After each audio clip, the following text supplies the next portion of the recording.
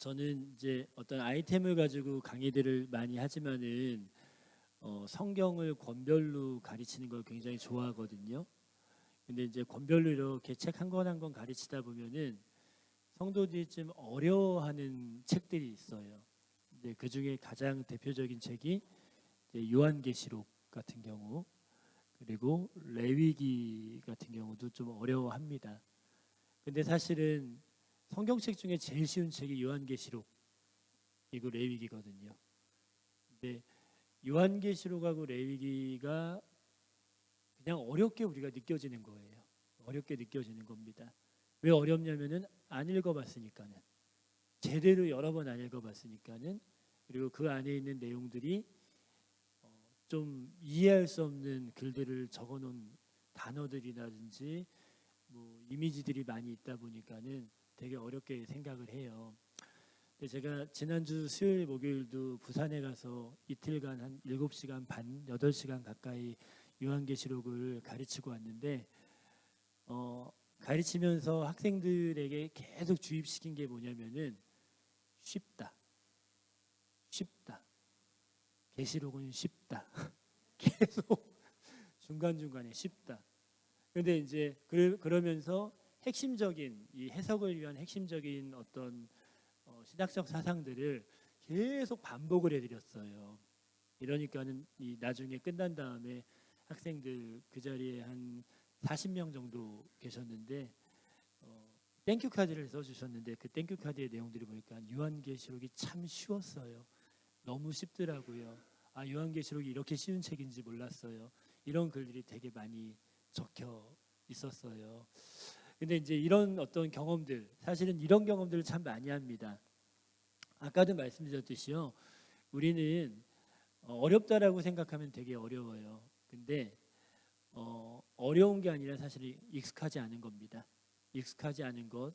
이런 제자훈련학교가 이 온양온천교회에서 얼마나 많이 반복됐는지는 잘 모르겠지만은 아직까지도 우리는 설교 중심으로 오랫동안 신앙생활을 해왔기 때문에 어떤 주제를 정리해 가지고서 이야기하는 것은, 특히 그것을 많은 성경적 배경을 가지고 얘기할 때는요, 쉽지는 않게 느껴지는데 사실은 어려운 것이 아니라 익숙하지 않은 거에 훨씬 더 가깝습니다. 그리고요, 또 한 가지는 계속 반복해서 들으면은요, 어려운 것도 쉬워지더라고요.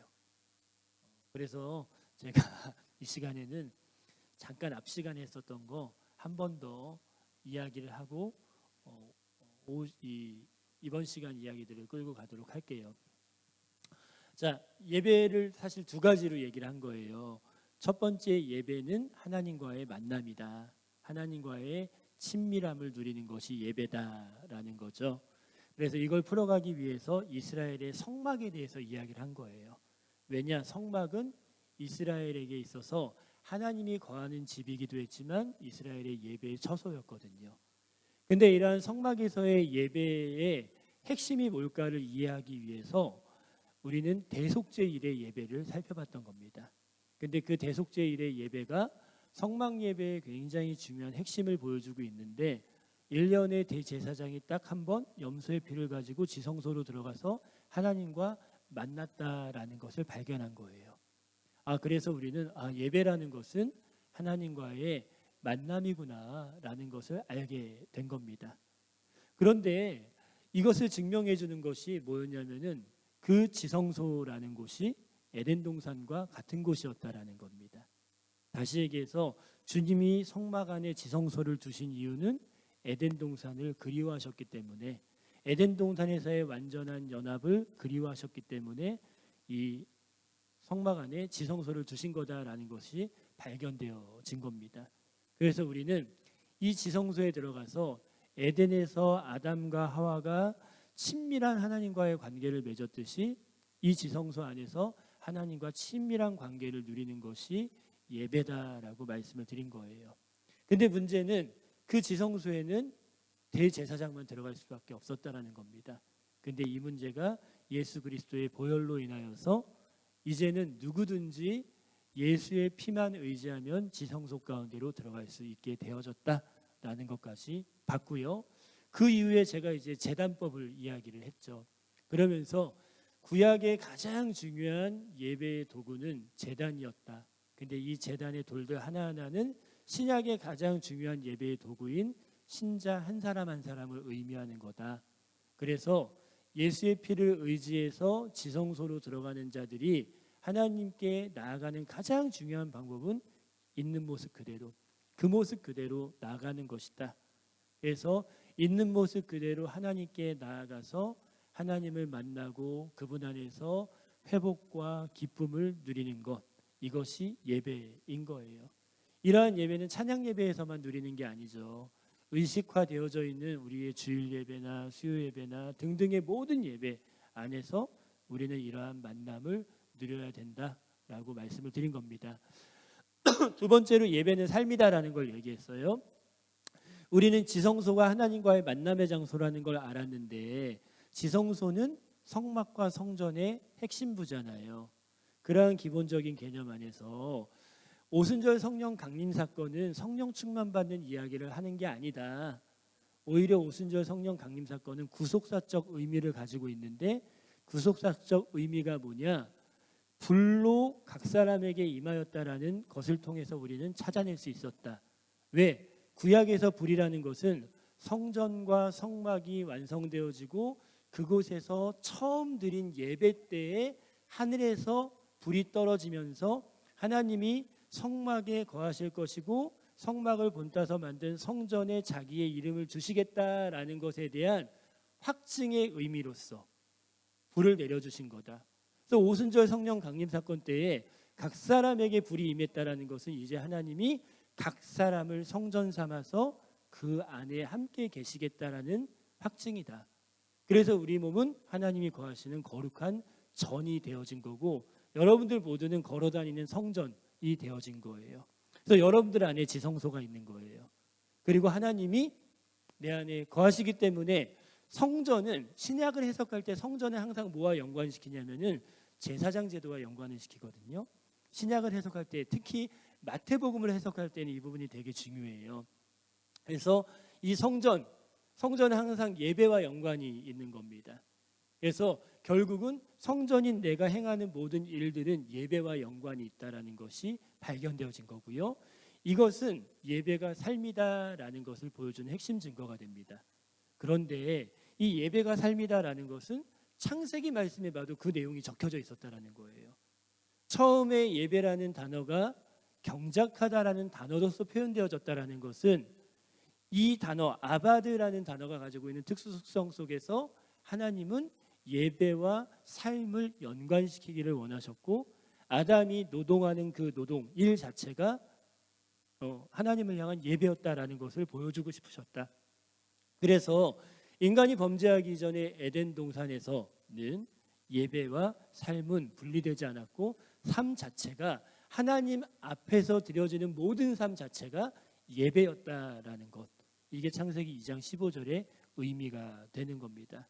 그래서 여러분들이요 일상의 삶에서 말하고 행동하고 하는 모든 것들이 다 예배와 연관이 있는 거예요. 그리고 그걸로 인하여서 우리는 하나님께 영광 돌릴 수 있는 거죠.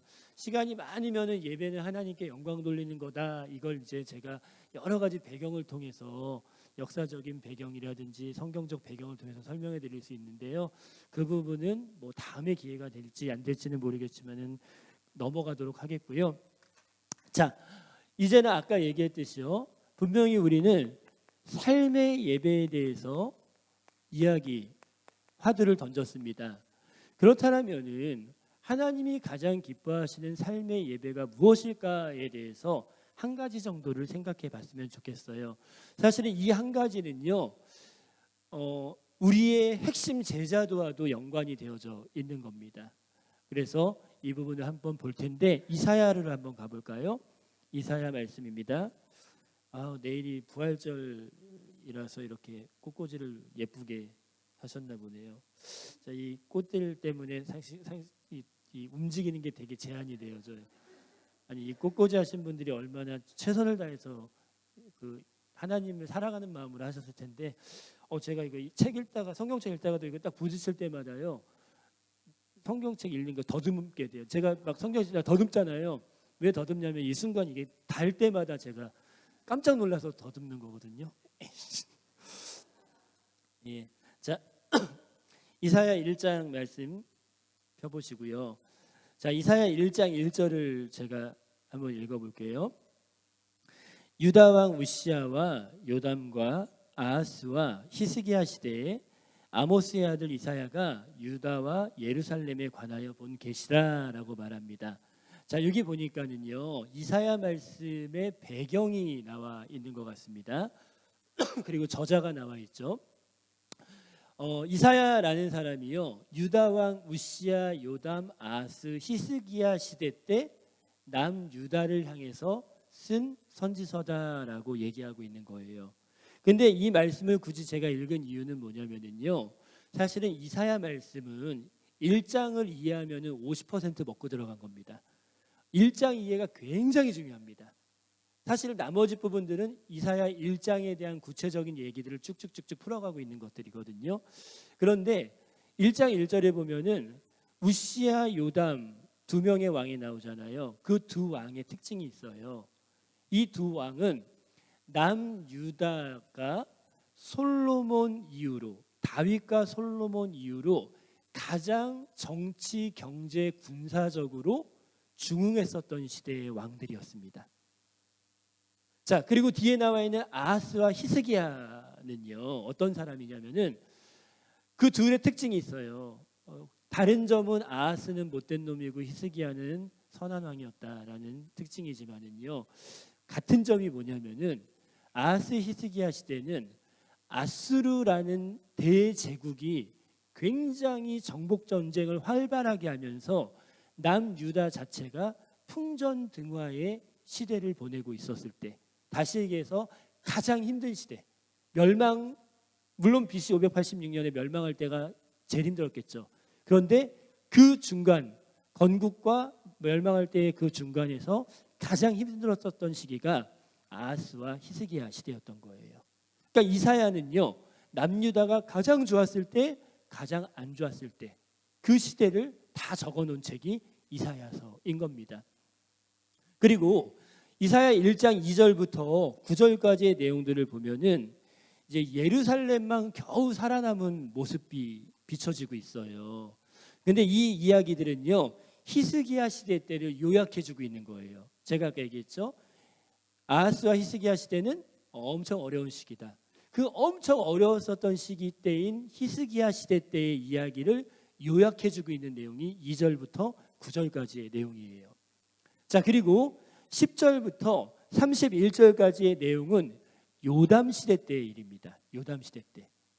그러니까는 남유다가 제일 잘 나갈 때, 솔로몬 이후로 제일 잘 나갈 때의 시대를 적어놓고 있는 이야기가 10절부터 31절까지인 거예요. 자, 근데 저는 여기서 10절부터 17절까지 말씀에 좀 집중해 보려고 합니다. 왜냐, 이게 예배와 연관되어 있거든요. 자, 10절부터 볼게요. 너희 소돔의 관원들아, 여호와의 말씀을 들을지어다. 너희 고모라의 백성아, 우리 하나님의 법에 귀를 기울일지어다. 여러분이 구약을 읽다가 신약도 마찬가지예요. 소돔, 고모라 나오면은 하나님이 일단 열받았다. 뒤에 나오는 내용은 절대 좋은 얘기 아니다. 이렇게 이해하시면 돼요. 지금 주님이 열받으셨습니다. 왜냐? 11절 볼게요. 여호와께서 말씀하시되 너희의 무수한 재물이 내게 무엇이 유익하뇨? 나는 수량의 번제와 살찜 짐승의 기름에 배불렀고 나는 수송아지나 어린 양이나 수염소의 피를 기뻐하지 아니하노라. 자, 이 말씀을 보니까는요, 뭔가 예상되어지는 말씀, 추측할 수 있는 말씀이 있는데요. 너희의 무수한 재물, 그 다음에 기름에 배불렀고, 이 두 단어가 뭔가를 예측하게 해줍니다. 이게 뭘까요? 남유다의 성전에서 그 당시 엄청나게 많은 예배를 드렸구나, 이걸 예상하게 해주는 거예요. 자, 그런데 12절, 너희가 내 앞에 보이러 오니 이것을 누가 너희에게 요구하였느냐? 내 마당만 밟을 뿐이니라 라고 얘기하세요. 자, 11절에서 엄청나게 많은 성전에서의 공적 예배가 드려졌는데 주님이 그 예배를 평가하십니다. 야, 미안한데 너희들 엄청 예배 많이 드렸잖아. 미안해. 근데 너희들 내 마당만 밟는 예배 드렸어. 이렇게 얘기하세요. 이거 오늘날 표현으로 해볼까요?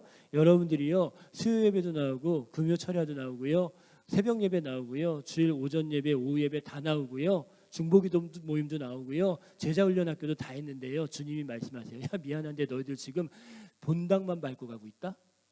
이렇게 말씀하시는 거예요. 슬픈 얘기예요, 되게요. 그런 다음에 왜 이 너희들의 예배가 마당만 밟는 예배인지 13절과 15절에서 이유를 설명을 해줍니다. 13절에 보니까는 헛된 재물을 다시 가져오지 말라. 분향은 내가 가증히 여기는 바요, 월삭과 안식일과 대회로 보이는 것도 그러하니 성회와 아울러 악을 행하는 것을 내가 견디지 못하겠노라. 여러분들 왜 그들의 예배가 마당만 밟는 예배인지 이 말씀이 얘기해 주는 거예요. 성회와 아울러 악을 행하는 것을 내가 견디지 못하겠다. 그들은 예배당, 그러니까 성전에 와서 열심히 하나님께 제사를 드렸지만은 성전을 벗어나는 순간에 어떻게 살았어요? 악을 행하면서 살았다라는 거예요. 그러한 성전의 제사를 마당만 밟는 예배다라고 얘기하고 있는 겁니다. 그리고 15절 말씀, 너희가 손을 펼 때 내가 내 눈을 너희에게 가리고 너희가 많이 기도할지라도 내가 듣지 아니하리니 이는 너희의 손에 피가 가득함이니라 라고 얘기해요. 왜 마당만 밟는 예배인가? 여러분들 유대인들 기도할 때 어떻게 기도해요? 성전에서 하늘을 이렇게 우러서 손을 하늘 쪽으로 향해서 이렇게 들고 기도하거든요. 근데 하나님이 하늘에서 이렇게 내다보는 거예요. 그러니까는 이 손에는 피가 가득한 겁니다. 기도하는 자의 손에 피가 가득했다. 그렇기 때문에 너희의 제사는 마당만 밟는 제사인 거야 라고 이야기하고 있는 겁니다. 여러분 삶의 예배가 얼마나 중요한지를 이 말씀이 보여주고 있는 거예요. 공적 예배를 드리는 자가 어떠한 삶을 드려야 되는지, 삶을 살아야 되는지에 대해서 얘기하고 있는 거예요. 삶이 무너진 자의 공적 예배는 하나님이 받으시지 않는다라는 것을 보여주고 있는 겁니다. 자, 그런데 이러한 모습들에 대해서 16절 말씀에 뭐라고 얘기하느냐? 너희는 스스로 씻으며 스스로 깨끗하게 하여 내 목전에서 너희 악한 행실을 버리며 행악을 그치고 라고 얘기합니다. 이 말씀은 뭘 얘기하는 겁니까? 회개를 촉구하고 있는 거예요.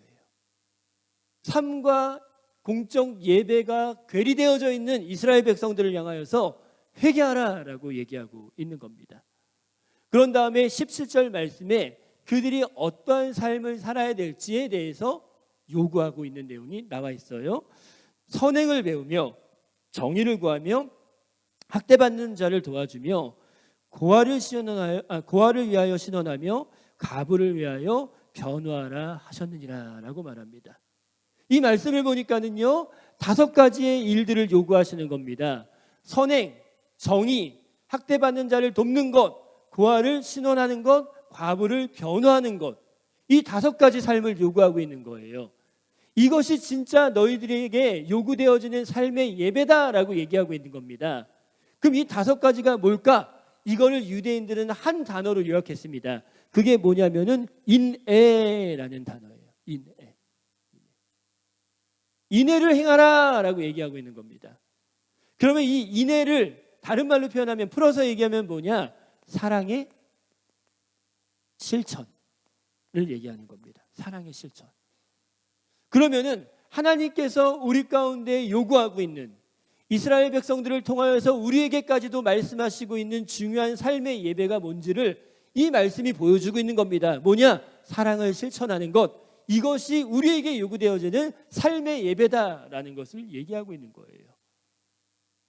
그런데요, 이 정신은 이 구약 성경에 여러 군데 나와 있어요. 이러한 정신들이요. 한 가지 예만 더 들어보도록 할게요. 호세아서 한번 가보겠습니다. 호세아 1장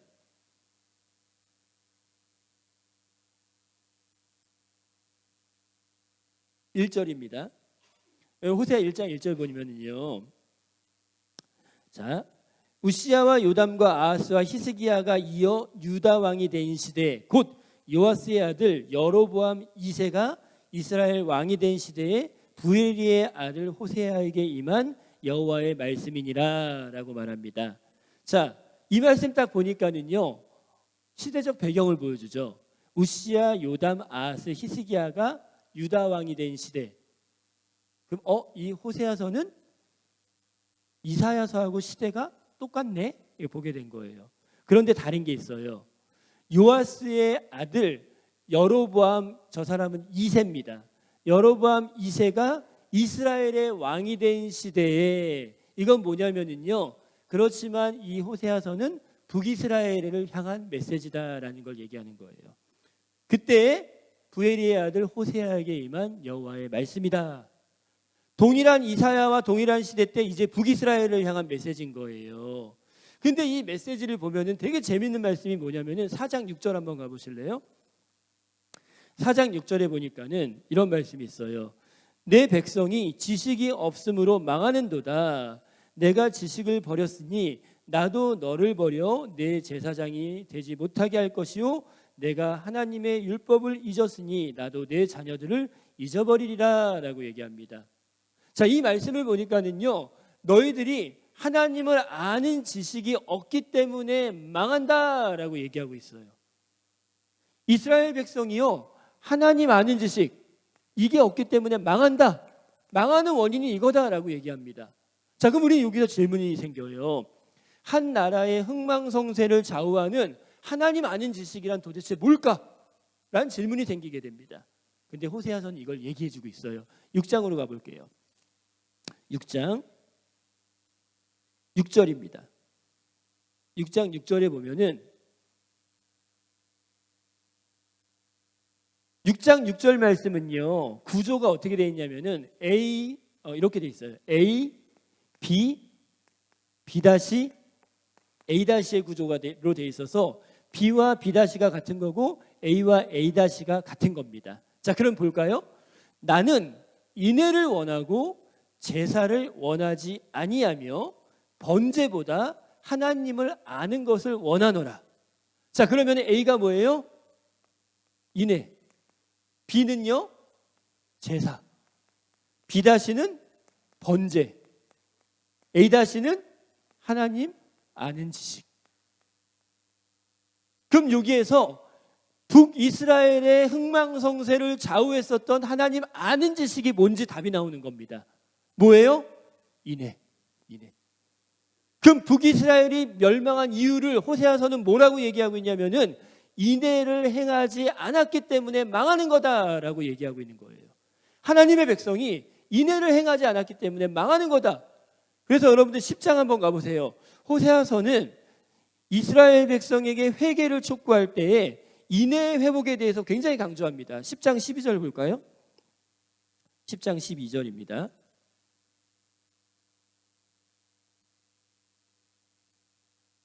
우리 함께 읽어볼까요? 시작. 너희가 자기를 위하여 공의를 심고 인애를 거두라. 너희 묵은 땅을 기경하라. 지금이 곧 여호와를 찾을 때니 마침내 여호와께서 오사 공의를 비처럼 너희에게 내리시리라. 여기서 보니까는요, 너희 묵은 땅을 기경하라 라고 얘기하죠. 이게 회개예요.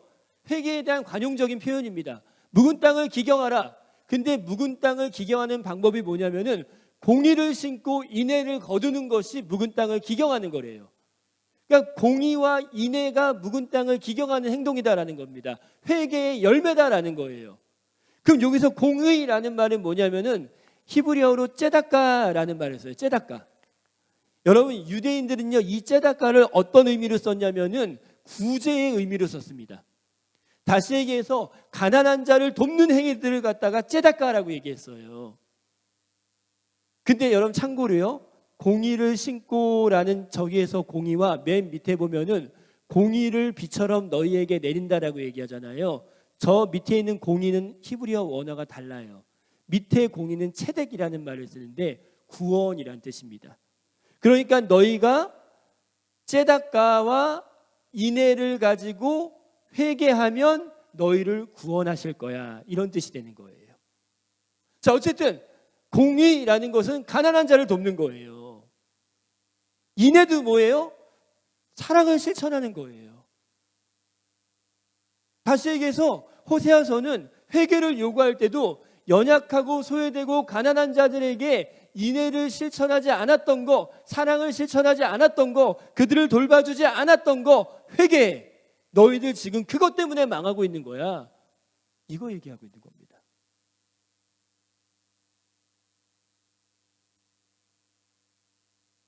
이 인애가 얼마나 중요한지를 보여주고 있는 거예요. 하나님이 진짜 원하시는 것. 여러분 중요한 건 뭔지 아세요? 호세아서 말씀도요. 배경적으로 보면은 여로보암 2세 때예요. 여로보암 2세가 어떤 왕이냐면은 북이스라엘의 주흥기를 이끌었었던 왕입니다. 북이스라엘이 사실 요나 때문이거든요. 이것도 되게 재밌는 배경이 있어요. 근데 어쨌든 요나라는 사람의 억지로 한 그 순종 때문에 아수르라는 나라에게 이스라엘이 은혜를 입어서 북이스라엘이 저 당시에 엄청나게 중흥기로 들어갑니다. 정치, 군사, 경제적으로요. 그리고 예배도 많이 드렸어요. 근데 뭐라고 그래요? 그렇게 예배 많이 드렸는데 너희들 인애를 행하지 않았잖아. 그래서 너희들 망하는 거야. 얘기하고 있는 겁니다. 정말 중요한 삶의 예배가 무엇인지를 보여주고 있는 거예요. 공적 예배와 더불어서 반드시 따라야 되는 삶의 예배가 사랑의 실천이다라는 것을 보여주고 있는 겁니다. 근데 이 정신은요, 예수님에게도 그대로 나타나는 것을 보게 됩니다. 여러분 마태복음 한번 가볼까요? 마태복음 22장입니다. 22장 34절부터 40절까지의 말씀, 우리 무지무지하게 좋아하고 무지무지하게 잘 알고 있고 무지무지하게 많이 외우고 있는 이 말씀, 근데 그 의미에 대해서는 조금은 오해하고 있는 이 말씀을 제가 좀 풀어드리도록 할게요. 이 말씀은요, 이 율법사가 예수님을 시험하며 물으면서부터 나오는 예수님의 가르침입니다. 잘 알고 있죠. 예수님, 계명 가운데서 어느 계명이 큽니까? 율법 중에 어느 계명이 큽니까? 라고 질문을 합니다. 이때에 예수님께서 마음을 다하고 목숨을 다하고 뜻을 다하여 주 너의 하나님을 사랑하라. 이게 크고 첫째 되는 계명이요 둘째도 이와 같으니 내 이웃을 내 자신같이 사랑하라 하셨으니 이것이 이 두 계명이 온 율법과 선지자의 계명이 그 강령이다. 이 두 계명이 구약 성경이다. 이렇게 말씀하시는 거예요. 근데 이제 이 말씀을 우리가 이제 대부분의 성도님들이 이런 식으로 생각하세요. 아, 예수님의 가르침에 근거하면은 기독교라는 것은 하나님과의 관계, 이웃과의 관계를 얘기하는 십자가의 종교구나, 관계의 종교구나. 이제 이렇게 이해하시는 성도님들이 의외로 많이 계시더라고요. 근데 죄송한 얘기지만 이 본문은 요거 얘기하는 게 아닙니다. 이거 강조하고 있는 게 아니라는 거예요. 이 본문을 이해하려면은 유대인들의 사고방식을 이해해야 돼요. 유대인들이 이런 사고방식이 있었어요. 누구든지 영성을 형성하기 위해서는 한 가지 중요한 한 가지의 계명을 반드시 지키며 이것으로 기도하고 이것으로 신앙 고백을 해야 된다라고 생각한 게 있었습니다. 다시 얘기해서 영성 형성을 위해서 제일 중요한 계명 한 가지가 있었다라는 거예요. 그게 뭐냐면은 신명기 6장 4절과 5절입니다. 안 찾을 거예요. 다 아는 말씀이니까요. 이스라엘아 들어라. 우리 하나님은 유일하신 여호와다. 너는 마음을 다하고 뜻을 다하고 힘을 다하여 주 너의 하나님을 사랑하라. 이게 뭐라고 그러죠? 우리가 쉐마라고 얘기하죠. 쉐마 이스라엘. 너무 중요한 말씀입니다. 유대인들은요, 자신들의 영성을 형성하기 위해서는 이 계명이 제일 중요한 계명이었어요. 그래서 경건한 유대인들은 아침에 딱 일어나면 쉐마를 암송합니다. 그리고요, 잠자기 직전에 쉐마를 암송해요. 하루에 2번씩. 이거는 신앙 고백문이에요. 이건 기도문입니다. 그리고 이 쉐마대로 살면은 자기들에게 하나님이 복을 주실 거다라는 확신을 가지고 있었습니다. 이런 쉐마 가장 중요한데요. 이 배경 속에서 이 말씀을 다시 이해해 보는 거예요.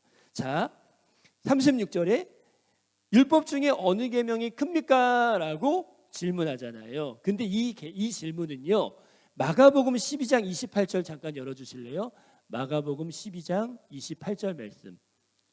마가복음 12장 28절과 마태복음 22장 36절을 한번 비교해 보는 겁니다. 마가복음 12장 28절. 자, 서기관중 한 사람이 그들이 변론하는 것을 듣고 예수께서 잘 대답하시는 줄을 알고 나와 묻되 모든 계명 중에 첫째가 무엇입니까? 여러분, 이 질문하고요, 율법 중에 어느 계명이 큽니까? 라는 질문하고요, 비교해 보세요. 약간 다르죠. 다시 얘기해서 어느 계명이 큽니까? 라는 질문은 뭐냐면요, 제일 중요한 계명 하나만 얘기해 주세요, 이런 뜻이에요. 여러분, 이렇게 질문하면은 유대인들은 기대하는 답변이 있잖아요. 답은 그들에게 이미 있어요. 1500년 전부터 이 답을 늘 배워왔어요. 그게 뭐냐? 쉐마예요. 근데 예수님의 대답을 한번 보는 겁니다. 예수님께서 내 마음을 다하고 목숨을 다하고 뜻을 다하여 주 너의 하나님을 사랑하라 하셨으니, 여기까지 딱 대답하면은 끝. 이러면은 유대인들은요, 맞아, 맞지, 저 대답이 맞는 거야, 이렇게 되는데 문제가 발생해요. 38절, 이것이 크고 첫째 되는 계명이요 둘째도 그와 같으니. 뭐라고요? 둘째도 그와 같으니. 이게 무슨 뜻이에요? 둘째도 똑같이 큰 계명이니. 어떻게 해요? 내 이웃을 내 몸과 같이 사랑해라. 신명기 6장 4절과 5절까지의 말씀에다가 레위기 19장 18절 말씀을 갖다 붙여버린 거예요. 그러면서 이 계명도 이 계명과 똑같이 큰 계명이다, 이렇게 얘기합니다. 여러분, 이렇게 대답한 것은요, 1세기 유대인들에게는 어떤 느낌이냐면은, 제가 만약에 여러분들 앞으로 사도신경 외우실 때는요, 전능하사 천지를 만드신 하나님 아버지를 내가 믿사오며 하나님이 장로들의 11조를 통하여서 교회를 증축함을 믿사오니라고 외우셔야 됩니다 라고 제가 가르쳐요. 그럼 여러분들 어떻게 생각하시겠어요? 저는 죄 없는 자가 먼저 돌로 치겠죠. 그렇죠? 아마 여러분들이 황당해 할 거예요. 뭐야, 저 인간 목사 맞아? 지금 앞에서 했었던 뭐 지성소고 나발이고 에덴이고 다 거짓말 아니야? 저 사람 문제 있는 거 아니야? 이단 아니야? 막 이런 생각이 여러분들 들 거예요. 그런 느낌이에요. 1세기 유대인들은 계명 중에 뭐가 큽니까? 이것과 이거라고 대답했을 때, 뭐야, 저 인간 랍비 맞아? 자신이 메시아라며? 진짜 맞아? 지금 말도 안 되는 얘기 하잖아. 우리의 전통과 상관없는 얘기 하잖아. 우리 장로들이 가르쳤던 것과 율법사들이 가르쳤던 것과 전혀 다른 얘기 하잖아. 황당한데? 저 사람, 저 따라다니면 안 돼. 여러분, 이런 느낌인 거예요. 진짜 심각한 얘기인 겁니다. 그럼 우리는 여기서 질문이 생기죠. 어떤 질문이요? 예수님이 이거 모르셨을까요? 아니요. 아셨다라면은 왜 유대인들이 이 문제 때문에 힘들어할 거라는 것을 아심에도 불구하고 왜 굳이 이 두 가지를 붙여서 함께 이것이 구약의 정신이야, 이게 구약의 말씀이야 라고 말씀하시면서 이렇게 말씀하셨을까요? 그 이유를 우리는 질문해 봐야 되는 거예요.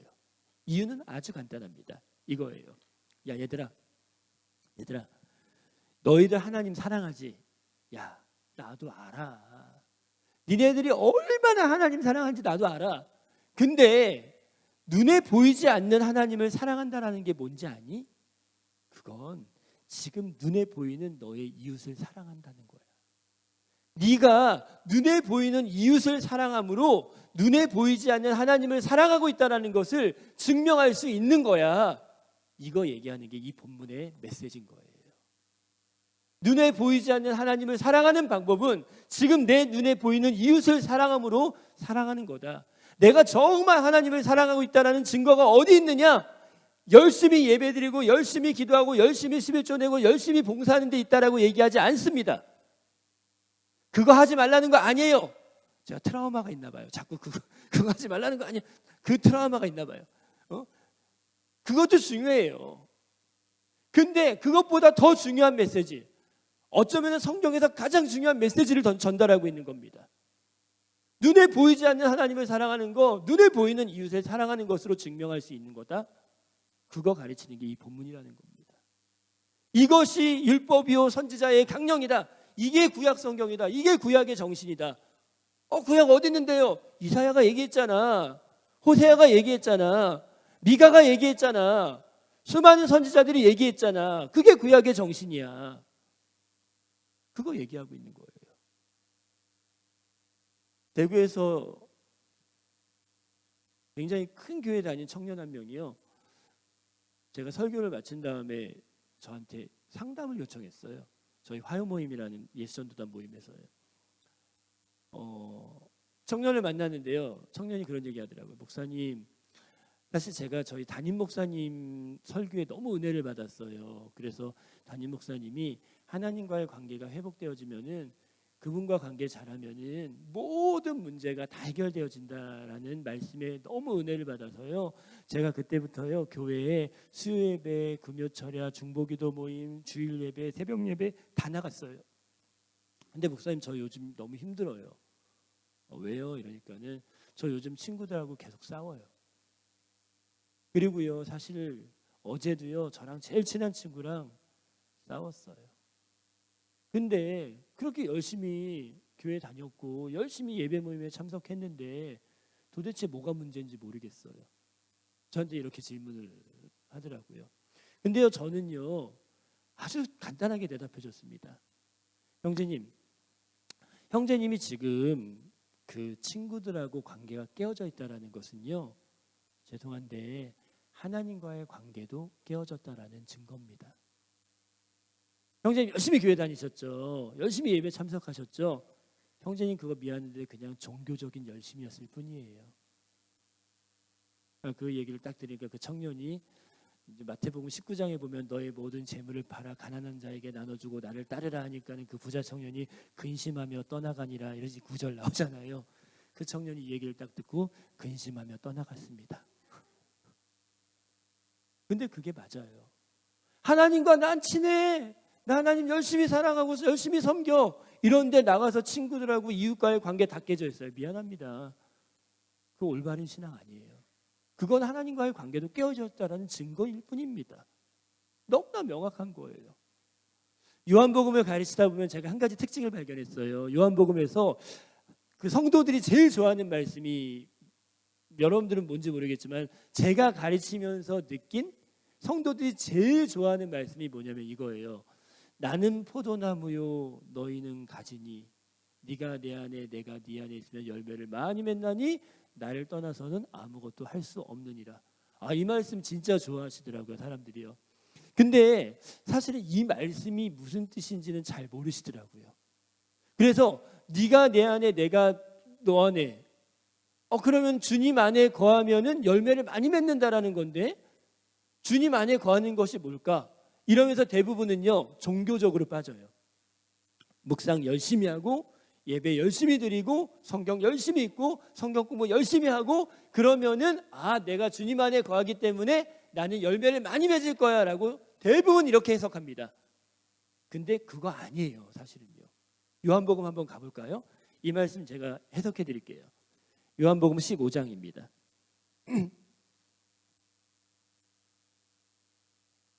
요한복음 15장 5절 말씀 제가 한번 볼게요. 나는 포도나무요 너희는 가지다. 그가 내 안에 내가 그 안에 거하면 사람이 열매를 많이 맺나니 나를 떠나서는 너희가 아무것도 할 수 없느니라. 자, 그럼 여기서 아까 얘기했듯이 그럼 주님 안에 거하는 게 뭘까? 질문이 생기잖아요. 근데 성경은 성경으로 풀면 돼요. 10절 보세요. 10절. 내가 아버지의 계명을 지켜 그의 사랑 안에 거하는 것 같이 너희도 내 계명을 지키면 내 사랑 안에 거하리라. 여러분, 그럼 주님 안에 거한다라는 게 뭡니까? 주님의 계명을 지키는 거예요. 그럼 또 질문이 생기겠죠. 주님의 계명이 뭘까요? 자, 12절을 보세요. 12절.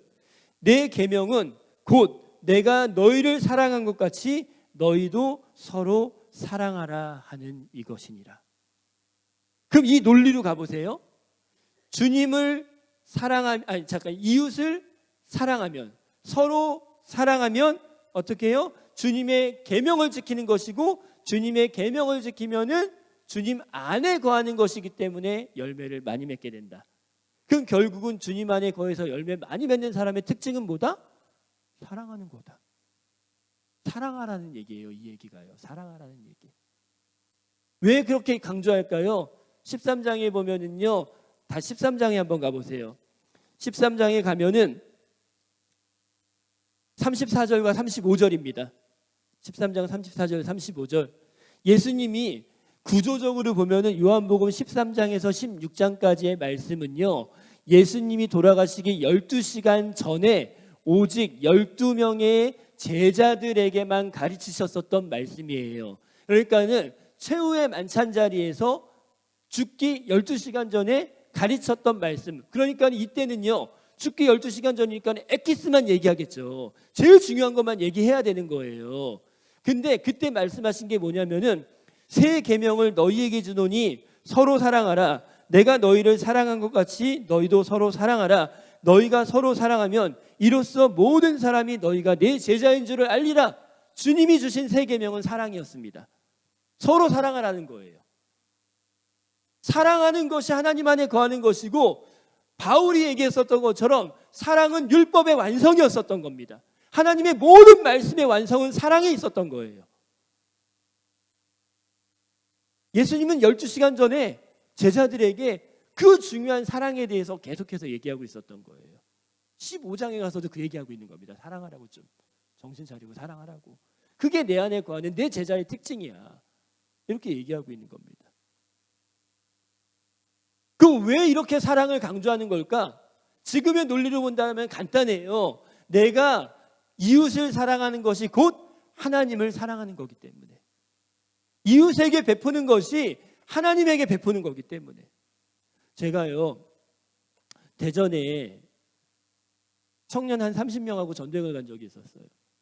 전도여행을 갔는데 1월 달이었어요. 되게 추웠어요. 저는 검정색 목폴라에다가 파란색 파카 입고 있었습니다. 그리고 2인 1조로 나눠서 전도를 나가기로 결정했고, 저녁에 전도 집회를 하기로 했어요.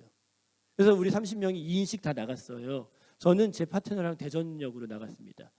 대전역에 딱 나갔는데 1월 달 그 추운데 한 40대 후반에서 50대 초반의 아주머니였었어요. 그 아주머니가 대전역 앞에 딱 앉아 계셨는데 그 추운 날 점퍼도 안 입고요, 난방 하나만 입고 앉아 계셨던 거예요. 저는 그 모습을 딱 보면서 노숙자신가? 이러면서 그냥 지나갔습니다. 근데 그때 하나님이 제 마음에 감동을 주셨어요. 야, 민호야, 너 잠깐 멈춰라. 너 멈춰서 지금 지나오면서 봤었던 그 아주머니한테 가라. 그래서 제가 딱 돌아서서요, 그 아주머니에게로 갔어요. 전 당연히 전도하라는 줄 알고 간 겁니다. 그래서 전도를 딱 하려고 할 때 그때 주님이 저를 딱 붙잡으셨어요. 민호야, 잠깐. 너 지금 복음 전하지 말아라. 너 복음 전하지 말고 네가 입고 있는 파카 벗어서 이 아주머니한테 입혀드려라. 그래서 제가 순종하는 마음으로요, 제 파카 벗어서 아주머니 추우시죠? 이거 입으세요 라고 한 다음에 입혀드렸어요. 제가 선행을 했잖아요.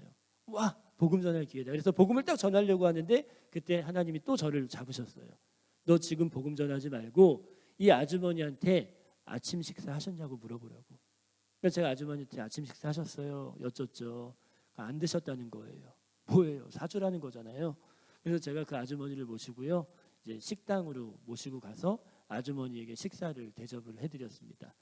옷도 입혀드렸고 밥도 사줬고, 야, 복음 전해야지 하면서 복음을 딱 전할 때 그때 하나님이 또 저를 막으셨어요. 민호야, 너 아무 말도 하지 말라고. 지금 복음 전하지 말라고. 아무 말도 안 했어요. 그리고 그냥 제 파트너랑 둘이 앉아서 물 마시면서 그냥 아주머니 드시는 거 뻘쭘하게 보고만 있었습니다. 그리고 식사가 딱 끝난 다음에 아주머니에게 말씀드렸죠. 저희는 복음 전하러 온 사람들입니다. 오늘 저녁에 저 앞에 있는 교회에서요, 이제 모임이 있어요. 집회가 있으니까는 꼭 시간 되시면 오세요라고 하고 보내드리고요. 다른 분들에게 전도하러 나갔고요. 오후 3시 정도까지 전도하고 저희가 이제 교회로 다 복귀를 했어요. 그리고 이제 교회 안에서 전도 집회를 준비를 했죠. 근데 본당 2층에서 전도 집회를 준비하다가 5시 반이 조금 넘었을 때 이제 어둑어둑해지잖아요. 1월 달이니까는요.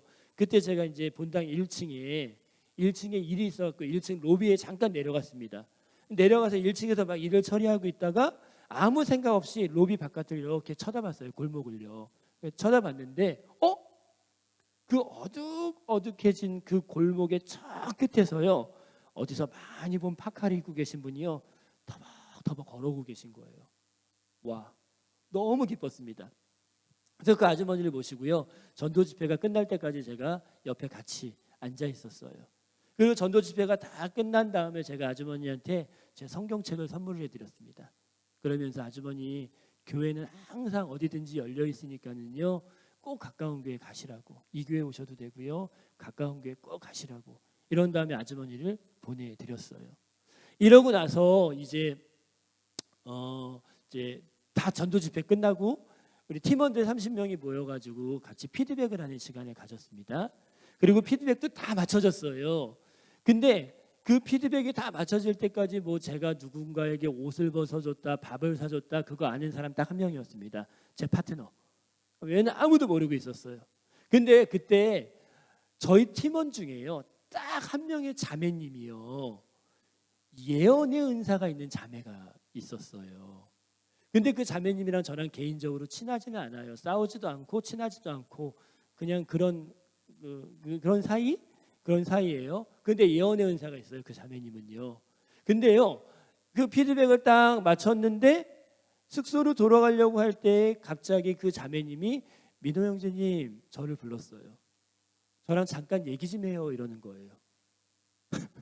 여러분 친하지도 않은 예언의 은사가 있는 자매가 뜬금없이 얘기 좀 하자고 얘기했을 때 밀려오는 그 두려움 아세요?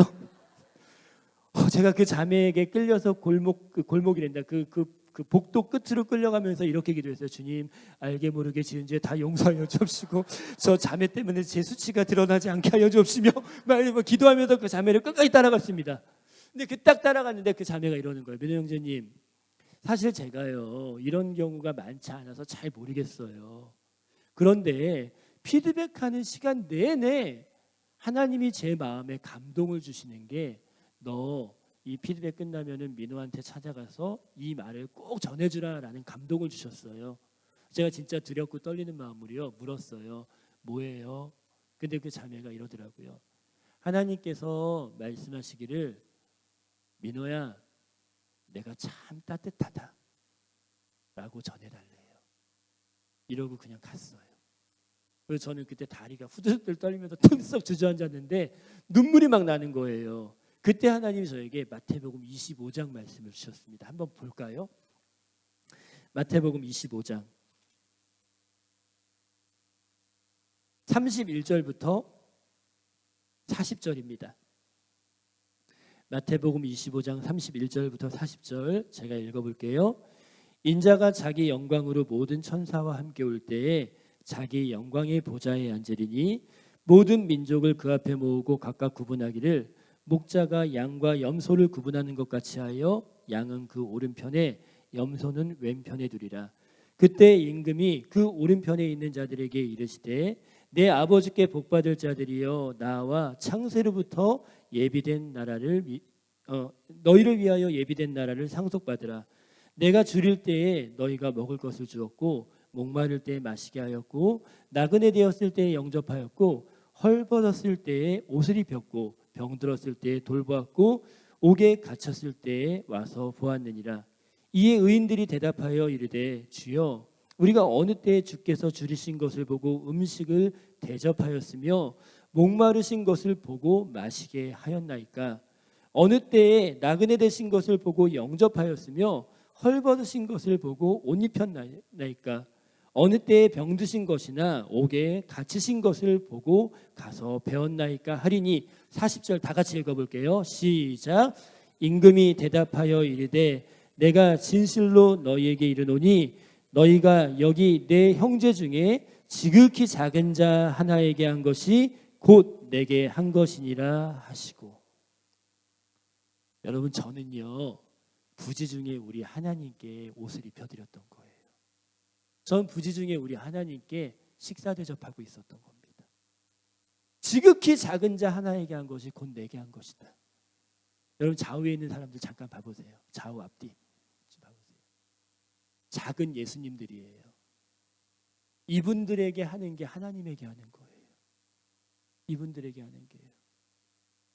여러분들이 가난하고 소외되고 연약하고 좀 부족해 보이는 사람들에게 사랑을 실천해 주는 것, 때로는 나에게 잘해주지 못하고 나에게 별로 관심을 주지 않는 사람들에게조차도 내가 사랑을 실천해 주는 것, 그게 하나님께 하는 거예요.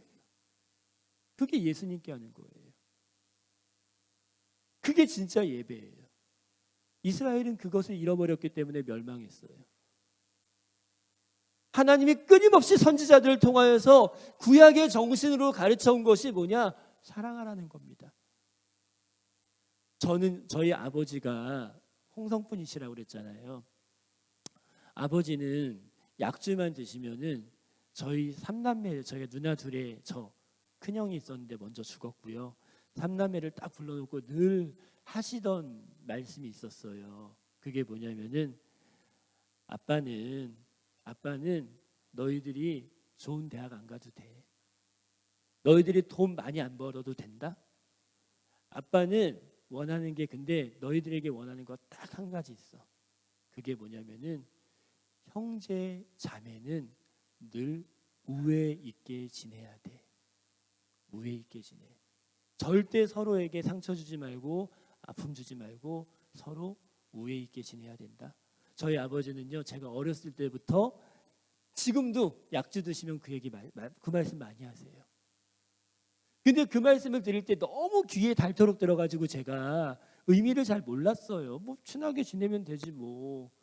근데 그게 사실은 아버지가 아버지를 또한 보호하는 말씀이었다라는 거예요. 뭐냐? 제가요, 제 딸내미가 17살, 15살인데요. 그 지들끼리 싸울 때 제가 힘들더라고요. 희한하게 제가 힘들더라고요. 아주 어렸을 때 싸울 때는 그냥 귀여웠어요. 이제 중학생이 넘어가면서부터 애들이 싸울 때는 조금 더 뭐라고 그럴까요? 이성적이면서도 현실적인 문제들에 대한 싸움들이 일어나는 거예요. 근데 걔네들이 싸우면 제가 너무 힘든 거예요. 둘 다 사랑하는데. 하나님이 어떠셨을까?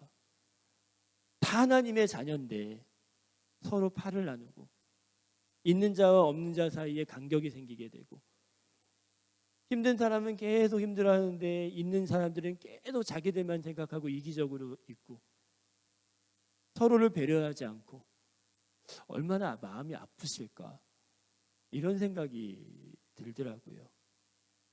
하나님이 우리에게 원하시는 영성이 뭘까?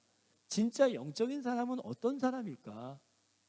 진짜 하나님을 사랑하기 때문에 예배의 삶을 살아가는 사람은 어떤 사람일까? 하나님 기뻐하시게 하는 사람이잖아요. 하나님 뭐 기뻐하실까? 결론 나오더라고요. 사랑하는 거예요. 그게 진짜 예배예요.